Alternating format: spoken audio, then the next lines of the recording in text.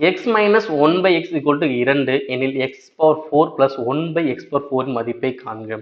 ஓகேங்களா?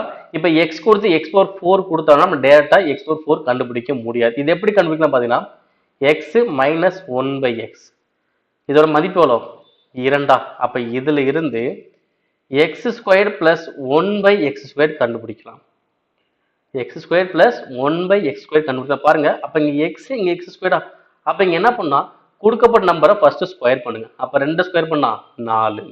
ஸோ அதுக்கப்புறம் இங்கே என்ன இருக்கு பாருங்க, என்ன இருக்கு மைனஸ் தான். மைனஸ் இருந்துச்சுன்னா பிளஸ் 2, மைனஸ் இருந்தா பிளஸ் 2, பிளஸ் இருந்தா மைனஸ் 2, அவ்வளோதான். அப்போ 4 2 கூட்டினா எவ்வளோ வரும் 6. அப்போ X square plus one by X square மதிப்பு எவ்வளோ 6. அப்போ இதுல இருந்து என்ன பண்ணுவீங்க எக்ஸ் பவர் ஃபோர் கண்டுபிடிக்கணும். அப்போ x power four plus one by X power four இதோட மதிப்பு என்ன வரும், அதேதான் இங்கே எக்ஸ் ஸ்கொயர் இங்கே எக்ஸ் பவர் ஃபோர். அப்போ என்ன பண்ணும் ஸ்கொயர் பண்ணாலே போதும்ல. அப்போ 6 ஸ்கொயர் பண்ணா 36.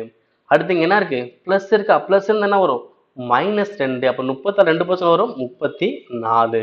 அப்போ ஆன்சர் அது 34.